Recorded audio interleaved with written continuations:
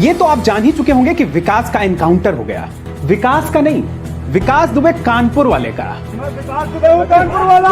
आज हम बात करेंगे कि क्या ये एनकाउंटर यूपी पुलिस की 119वीं मजबूरी है।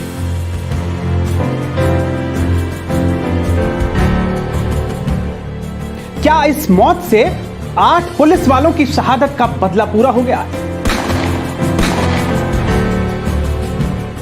या फिर खुद इंसाफ का ही एनकाउंटर हो गया। साथ ही हम बात करेंगे कि क्या है इस हालात से बाहर निकलने का तरीका।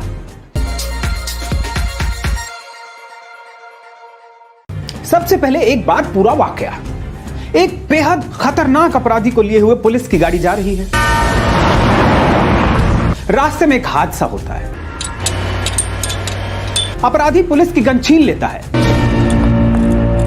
दूसरा पुलिस वाला उस पर फायर करता है। अपराधी वहीं थे। अरे ये क्या, हमने तो एक पूरी फिल्मी कहानी सुना दी, वो भी 16 साल पुरानी अजय देवगन की फिल्म की कहानी। अब इस कहानी का आपकी सच्चाई से कितना वास्ता है, ये आप खुद तय कीजिए। विकास दुबे की ताजा कहानी से पहले यह जान लीजिए कि यूपी में 3 साल पहले जब से योगी सरकार आई है 119 ऐसे मामले हो चुके हैं। इन सभी एनकाउंटर में पुलिस ने यही कहा है कि उसने अपने बचाव में गोली चलाई और सामने अपराधी मारा गया। इनमें से 74 मामलों में मजिस्ट्रेट की जांच पूरी हो चुकी है और पुलिस को पूरी तरह क्लीन चिट मिल चुकी है। कुछ लोग कहते हैं कि यूपी पुलिस को आइडिया फिल्मों से मिलता है, जबकि हकीकत में फिल्म वालों को आइडिया यूपी पुलिस से मिल रहा है। इस मामले में भी बॉलीवुड ने फिल्म बनाने की तैयारी शुरू कर दी है।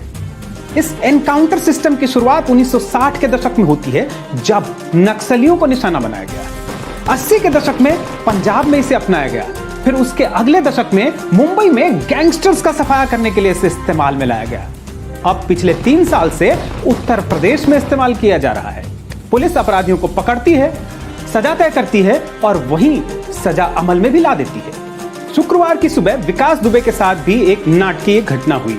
पुलिस का दावा है कि उसे जिस पुलिस की गाड़ी में ले जाया जा रहा था उसका एक्सीडेंट हुआ। वो भागने लगा, उसने पुलिस की गन छीन ली और पुलिस पर गोलियां चलानी शुरू कर दी। जवाब में पुलिस ने जो गोलियां चलाई उसमें विकास मारा गया। पोस्टमार्टम रिपोर्ट बताती है कि विकास को 3 गोलियां सीने में लगी थी और 1 बाह में। इस घटना से ठीक 1 दिन पहले विकास ने उज्जैन जाकर लगभग खुद को पुलिस के हवाले किया था। विकास दुबे एक बेहद खतरनाक अपराधी था। यूपी में ही इससे पहले वो एक दर्जा प्राप्त मंत्री की दिन दहाड़े हत्या कर चुका है, वो भी थाने के अंदर घुसकर। उस दौरान भी वहां पर 1 दर्जन से ज्यादा लोग मौजूद थे, लेकिन किसी ने उसके खिलाफ बयान नहीं दिया। यहां तक कि मंत्री के शैडो और गनर ने भी नहीं।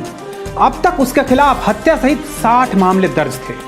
कहते हैं कि दुबे के अफसरों और नेताओं से बहुत करीबी संबंध थे। उसके पकड़े जाने के बाद से इन्हें अपने राज खुलने का डर था और अब उसके एनकाउंटर के बाद ये काफी राहत महसूस कर रहे हैं। मुंबई के पुलिस कमिश्नर रहे जूलियो रिबेरो कहते हैं कि एनकाउंटर के बाद बहुत से लोग यूपी पुलिस और योगी आदित्यनाथ के लिए तालियां बजा रहे हैं। ऐसे लोग मानते हैं कि एनकाउंटर से क्राइम खत्म किए जा सकते हैं, जबकि इस शॉर्टकट से पुलिस वाले खुद ही सब तय करने लगेंगे। इस एनकाउंटर पर सवाल कई उठ रहे हैं। सबसे पहला सवाल तो यह है कि दुबे को अगर भागना ही था तो 1 दिन पहले उज्जैन जाकर उसने खुद को पुलिस के हवाले क्यों किया। मध्य प्रदेश पुलिस ने बिना उसे कोर्ट में पेश किए या ट्रांजिट रिमांड के बिना ही यूपी एसटीएफ को कैसे सौंप दिया। 7 दिन पहले जिस इंसान ने 8 पुलिस वाले को इस तरह मार डाला हो, उसके हाथ खुले क्यों रखे गए थे। अगर गाड़ी पलटने से पुलिस वाले घायल हो गए तो उसे कुछ क्यों नहीं हुआ। और ये गाड़ी तभी पलटी जब काफिले में साथ चल रही मीडिया वालों की गाड़ियों को ठीक 15 मिनट पहले ही रोक दिया गया था। कुछ देर पहले झांसी टोल प्लाजा पे उसे दूसरी गाड़ी में देखा गया था, फिर जो गाड़ी पलटी वो दूसरी कैसे थी। केरल के डीजीपी रहे एनसी अस्थाना कहते हैं पूरे मामले में यूपी पुलिस की भूमिका न सिर्फ दुखद है बल्कि हास्यास्पद भी है। सब कुछ हो गया लेकिन दुबे के चेहरे पे मास्क टस से मस नहीं हुआ। इस मामले पर यूपी के ही रिटायर्ड आईएएस सूर्य प्रताप सिंह भी एक बहुत गंभीर सवाल उठाते हैं। वो कहते हैं कि कानपुर के जो पुलिस वाले मारे गए वो किसकी मुखबिरी की वजह से मारे गए। इस एनकाउंटर के बाद अब ये राज ही रहेगा और वही मुखबिर नए विकास दुबे पैदा करते रहेंगे। ये बात सही है कि आम लोगों को इंसाफ नहीं मिल रहा है। लेकिन हमारी बेचैनी किस बात के लिए होनी चाहिए? क्या इस बात के लिए नहीं कि न्यायिक प्रक्रिया बेहतर हो, हमें जल्द से जल्द इंसाफ मिल सके, पुलिस का सिस्टम ठीक हो, यहां पर्याप्त संख्या में लोग रखे जाएं, उन्हें आधुनिकतम ट्रेनिंग मिले और आधुनिकतम हथियार मिले, और साथ ही इन्हें नेताओं का गुलाम बनने के लिए भी मजबूर न होना पड़े। यह मत भूलिए कि ऐसे विकास दुबे अपनी ताकत कहां से हासिल करते हैं? पुलिस और पॉलिटिशियन के साथ साथ हम और आप से भी।